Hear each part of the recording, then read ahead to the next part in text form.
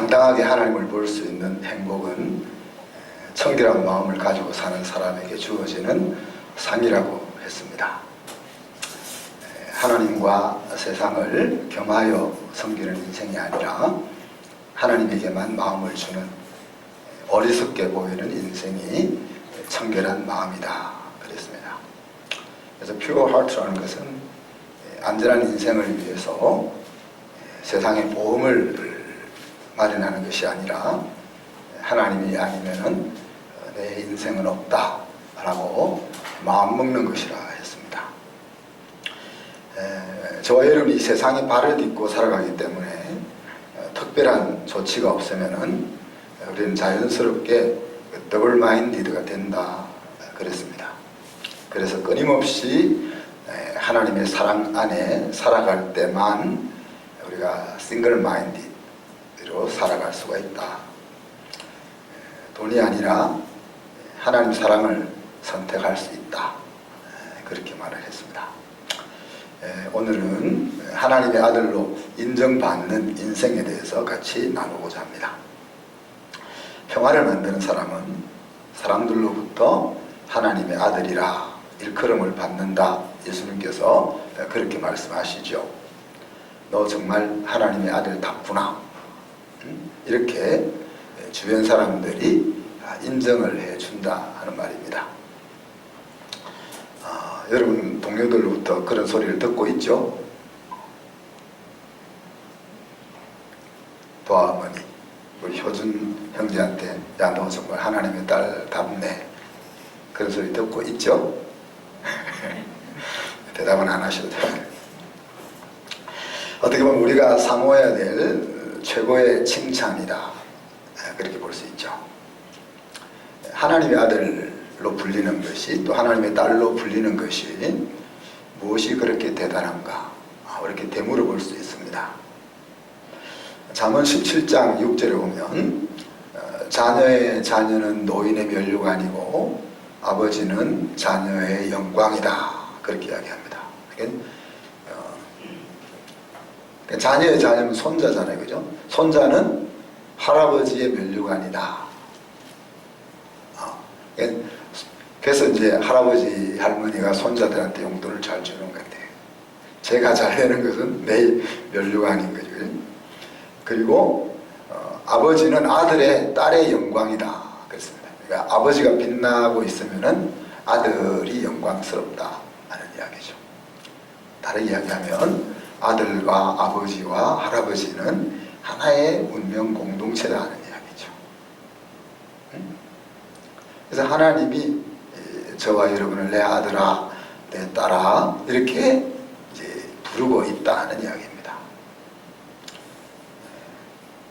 사람들이 나를 하나님의 아들이구나, 너 하나님의 딸이구나 이렇게 부른다는 것은 그렇게 인정해 준다는 이야기죠. 그렇게 인정해 준다는 이야기입니다.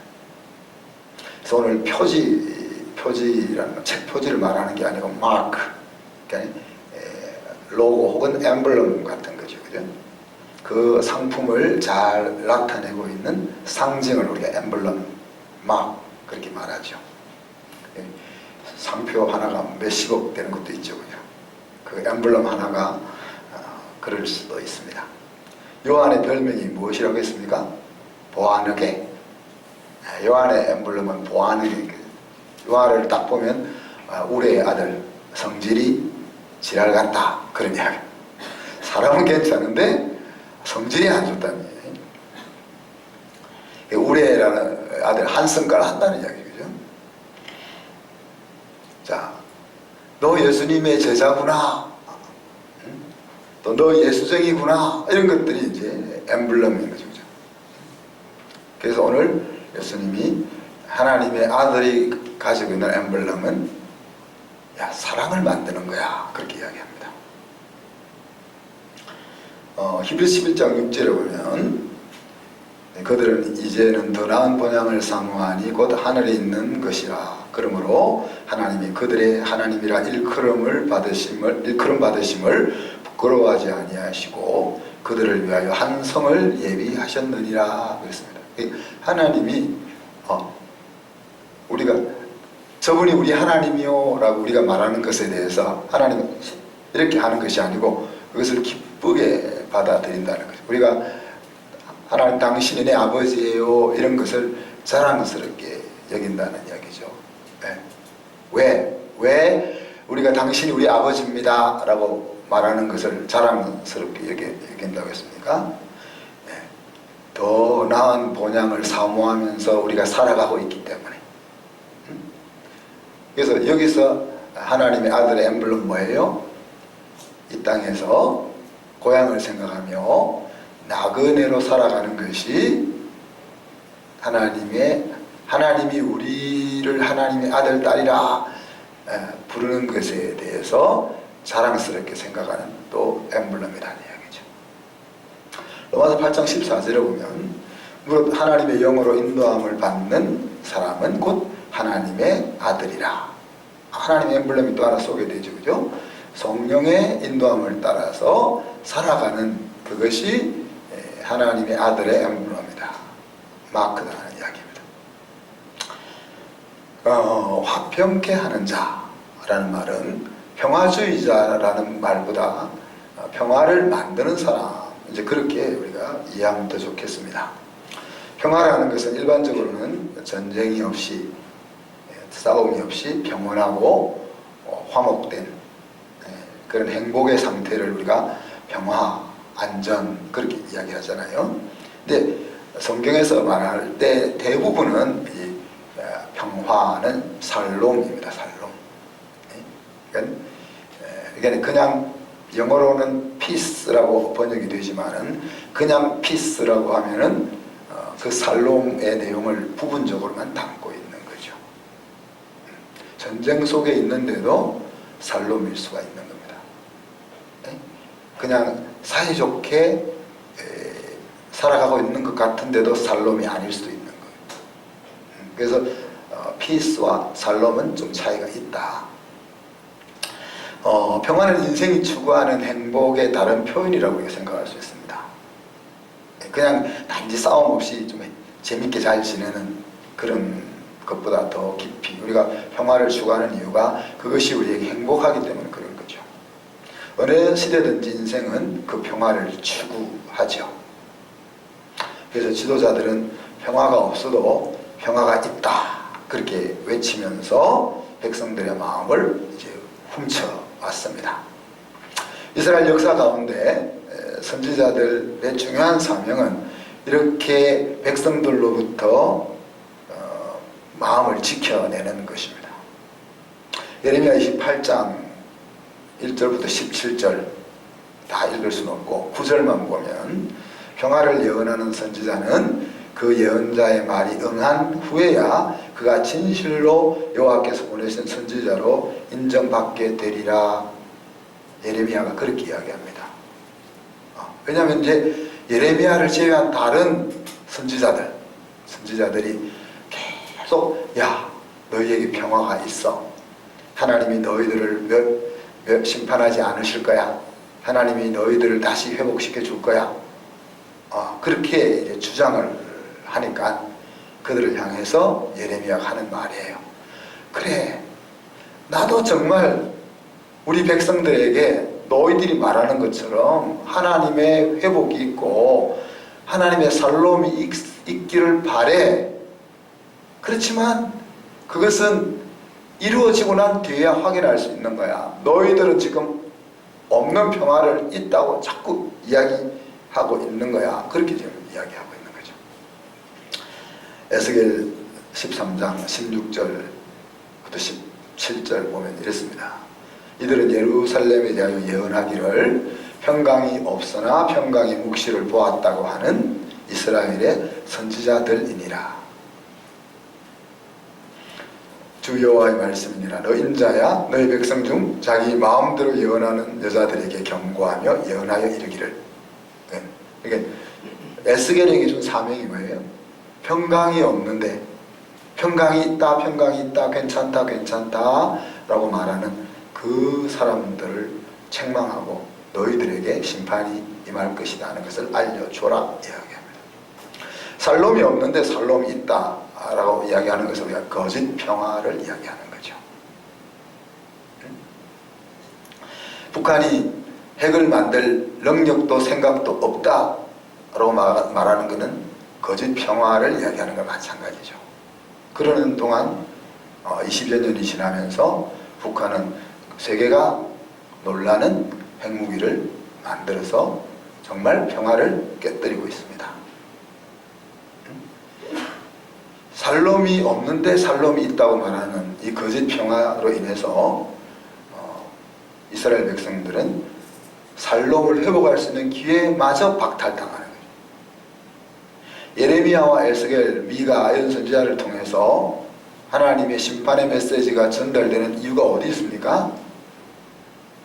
살롬으로 돌아올 수 있도록 하기 위해서 심판의 메시지를 전달하고 있는데, 야 괜찮아 무슨 소리, 하나님은 우리 편이야.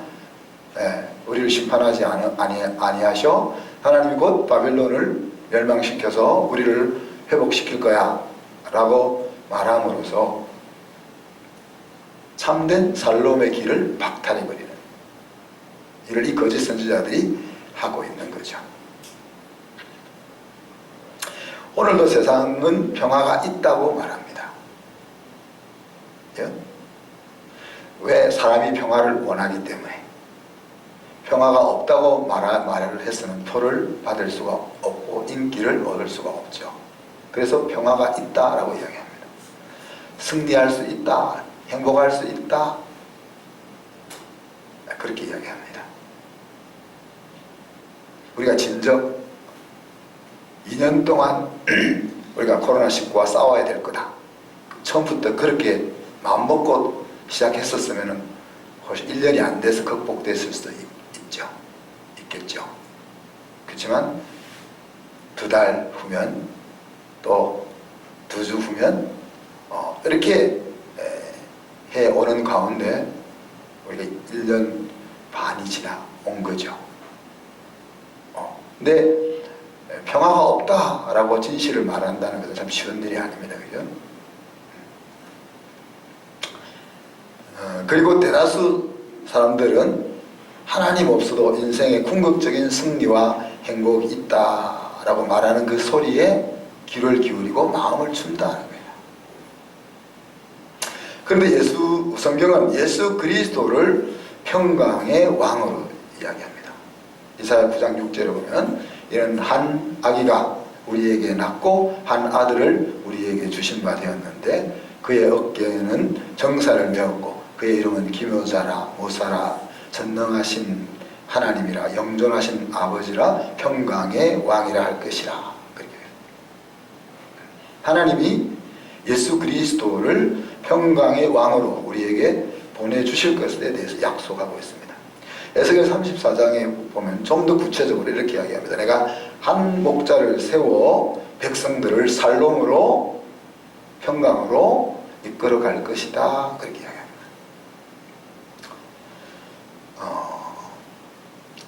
이스라엘 백성들의 삶의 환경은 목자 없는 양떼와 같다. 그런 거죠. 앞에 목자들을 많이 보냈는데 그 목자들이 제대로 된 목자들이 다 아니었던 거죠. 그래서 내가 새로운 목자를 하나 세울 거다. 이제. 왜? 양은 목자가 없으면 죽은 인생이나 양생이 뭐 미생이 죽은 존재. 저희 집사람에게 제가 없으면 저는 양 지키는 개잖아요. 근데 양이 그걸 잘 모르는 거죠. 이스라엘 백성들의 그 황폐해진 삶을 하나님은 목자를 보냈는데 그 목자들이 제대로 목자 노릇을 못했기 때문에 양떼들이 좀 힘들고 삐쩍 말라서 살고 있다. 이렇게 말씀하시죠. 그래서 이제 정말 제대로 된 목자를 내가 보낼 거다. 근데 그 제대로 된 목자는 다윗이다. 그렇게 이야기하죠. 근데 이때는 이미 다윗은 죽고 에스겔 다윗이 지나간 때죠. 그죠? 그러니까 다윗이 그와 같은 역할을 했다는 얘기예요. 그리고 그 다윗의 후손, 목자 다윗을 이야기하고 그 다음에 왕 다윗을 이야기하고 그리고 나서 왕 그리스도를 이야기합니다. 그러니 지금 이스라엘 백성들의 이야기를 가지고 인류에 대한 이야기를 하고 있는 거죠. 그죠? 많은 왕들을 하나님이 이스라엘에 보내주었지만은 그들은 목자의 역할을 제대로 못해서 온 국민을 도탄에 빠지게 했고, 그래서 하나님이 다윗을 그 나라의 목자로 왕으로 세우셔서 나름 백성들의 안녕을 도모하셨고, 그것은 앞으로 유리해서 방황하고 있는 온 인류에게 참 목자 되신 예수 그리스도가 오실 것에 대해서, 또 그 예수 그리스도가 어떤 나라를 만들 것인가에 대한 하나의 모델로서 그와 같은 일이 있게 된다 하는 이야기입니다. 그래서 왕 그리스도가 이 땅에 오셔서 우리와 화평의 언약을, 평안을 주는 약속을 우리에게 들어오게 하고 우리를 살롬으로 이끌어 가실 것이다 하는 것이 이제 에스겔 34장의 예언의 말입니다. 에베소서 6장 15절에 보면 그리스도의 복음, 즉 뭐라고 이야기하죠? 평안의 복음이라고 이야기합니다. Good news of Shalom, 그렇게 이야기하죠. 그러니까 이 말은 예수님이 곧 복음이고 예수님이 곧 살롬이라는 거예요. 그리고 그 살롬이신 예수님이 우리에게 살롬을 가져다 주는 분이다 하는 두 가지 양면적인 의미를 내포하고 있는 것입니다. 거짓 목자 아래서 병들고 마르고 방황하는 양들의 모습이 인생이라면, 선한 목자 아래서 평화롭고 풍족하게 살아가는 양들의 삶이 살롬이다. 스스로 하나님을 떠나서 하나님과 원수의 길을 걸어가는 그 인생이 그리스도의 속죄를 받아들여서 다시 아버지와 아들의 관계로 회복된 그 상태가 살롬이다. 하나님과 원수 상태를 청산하고 아버지와 아들의 관계로 회복됨으로 주어지는 인생 승리의 자리가 살롬이다. 그래서 이스라엘 사람들은 만날 때마다 어떻게 인사한다고 했어요? 살롬, 살롬, 그렇게 주고받는다는 이야기입니다. 자, 그런데 이 살롬이라는 것이 그냥 내가 너에게 살롬을 줄게 이런다고 살롬이 되냐? 문제를 바로잡지 않고 평화가 있을 수 있느냐? 그러니까 덮어두는 것하고 용서하고 잊어버리는 것하고는 다르다는 이야기입니다. 여러분 하다가 안 되면 덮어두잖아요. 그죠? 영원히 덮어줄 수 있으면 좋은데 덮어뒀던 것을 우리가 삽질을 또 하니까, 북한군이 금강산 관광하고 있는 우리 국민을 총으로 쏘아 죽이는 것을 덮어두고 우리가 북한과 잘 지낼 수 있습니까, 여러분? 우리 민족이 서로 행복하게 잘 살아가야 되지 않냐? 그러니 그 일은 덮어두고 앞으로 잘하자, 이게 가능한 이야기입니까? 월북을 하려고 했던, 떠내려왔던, 아니면은 자기가 배를 타고 북한 땅으로 갔던 간에 그 바다에 떠 있는 사람을 불로 태워서 죽인 사람들, 그 사람들과 앞으로 우리가 잘 지낼 것을 기약할 수 있겠냐 하는 이야기입니다. 그래서 덮어주고 살롬이 있을 수 있겠냐 하는 이야기입니다. 있을 수 있죠. 우리가 덮어줄 수 있죠. 얼마든지. 그건 대의를 위해서 덮어줄 수 있죠. 근데 대의를 위해서 덮어준다고 해서 그 대의가 이루어지지 않는다는 이야기죠. 용서하고 청산하고 지나가야 그 대의가 이루어질 가능성이 있는 거죠. 그냥 덮어둔다는 것은 대의가 이루어지지 않은 쪽으로 가는 것과 같은 의미를 갖는 이야기입니다. 진정한 용서를 구하고 용서하는 과정이 없이는 그 이후의 약속이 이행되리라는 보장이 없는 것입니다. 평화를 위해서는 수술이 필요한 것이죠. 덮어두고 지금부터 잘하자 이렇게 해서는 평화가 오지 않는다. 악순환이 계속된다. 이거는 세상사도 그렇고 하나님과 우리와의 관계도 그렇습니다.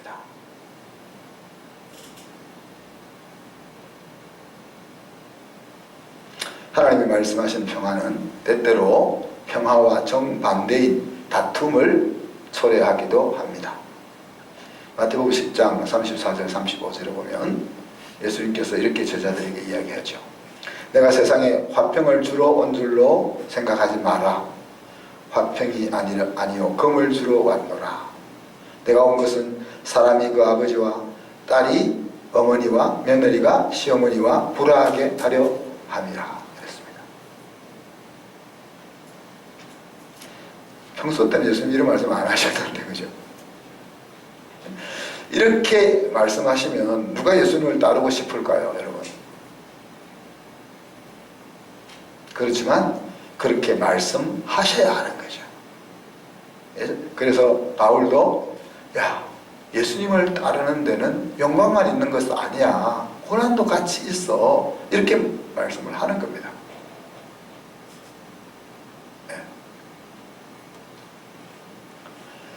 주님을 따른다는 것이 우리에게 무한한 영광을, 평화를 주는 것이지만 그 영원한 평화를 얻기 위해서 때로는 이 땅에서의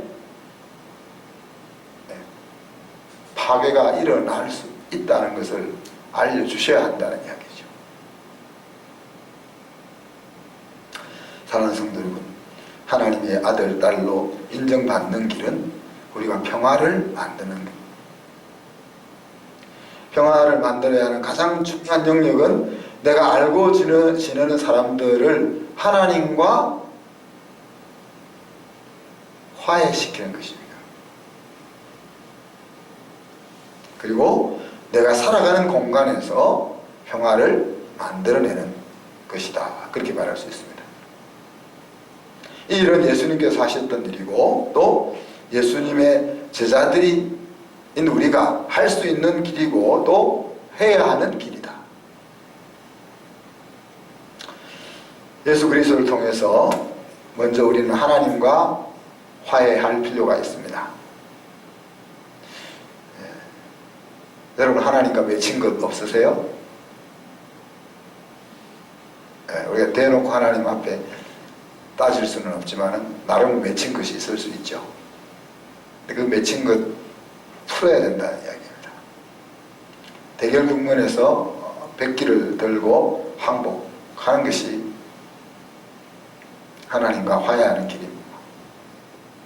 그리고 예수 그리스도와 매일매일 동고동락하는 생활을 하는 것이 하나님과 화해를 유지할 수 있는 길입니다. 그리고 내가 하나님과 화해된 그 모습으로 사는 것을 나를 아는 사람들이 보게 하는 것이 화해하는 길입니다. 그리고 내가 살롱 가운데 사는 모습을 내 주변의 사람들이 보게 하고 그들에게 그 이유를 말해 주는 것을 통해서 우리는 우리 주변의 사람들을 하나님과 화목케 하는 평화를 만드는 일을 할 수 있는 겁니다. 공동체에서는 나를 주장하려 하지 말고 상대방을 이해하려고 아예 마음을 고쳐먹는 것입니다. 그것이 평화를 만드는 첫 스텝이다. 나를 주장하는 곳에는 이 평화가 존재하기가 참 어렵습니다. 우리가 살고 있는 사회는 경쟁사회잖아요. 경쟁사회라는 말은 내 주장이 무너지면 내 설 자리가 없다 라고 생각되는 세상을 이야기하고 우리가 그런 세상 속에 발을 딛고 살고 있습니다.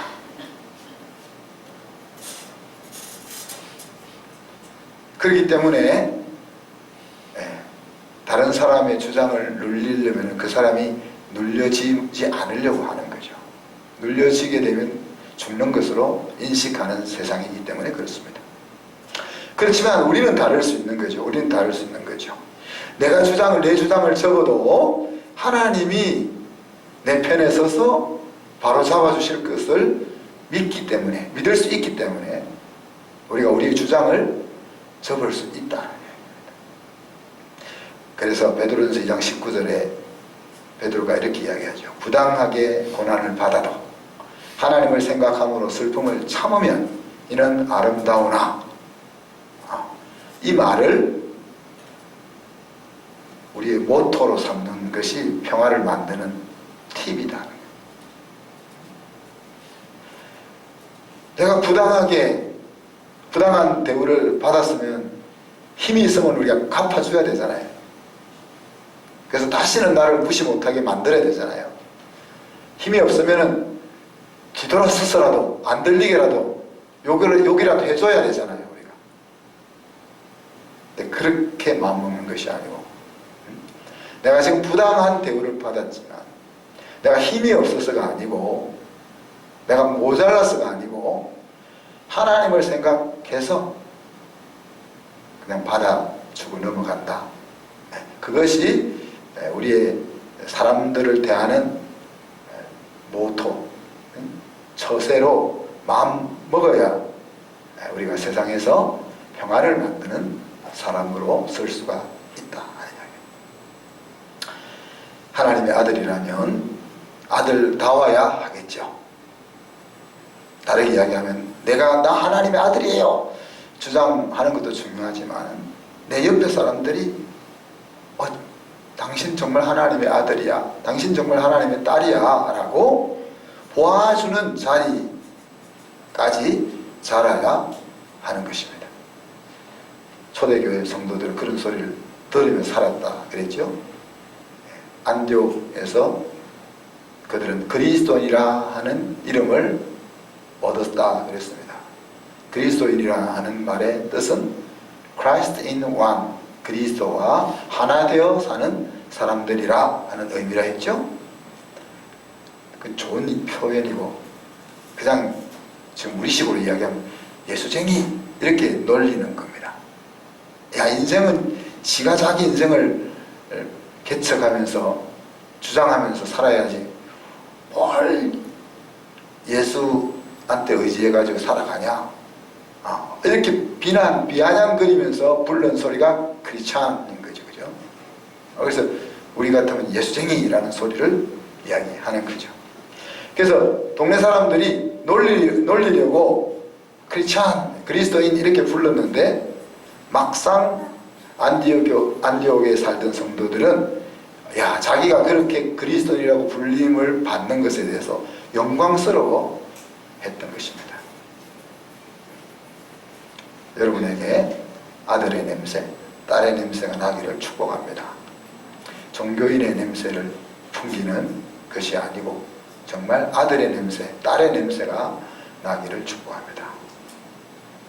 우리가 한번 우리의 삶을 돌아보면 내가 있는 자리에서 트러블 메이커인가 아니면 피스 메이커인가, 그리고 이전에는 어땠던지 오늘 주님께서 아들의 표지, 딸의 표지는 피스 메이킹이야 하는 이 소리를 들은 오늘 이후로는 우리가 피스 메이커가 되어서 하나님의 아들이라 하나님의 딸이라 불리울 수 있기를 주님의 이름으로 축복합니다. 이 시간 말씀 생각하면서 우리가 1, 2분 동안 기도합시다. 하나님만 바라보며 평화를 만들어서 하나님의 아들, 하나님의 딸로 일컬음을 받는 인생 되게 해 주시옵소서. 같이 한번 기도하겠습니다.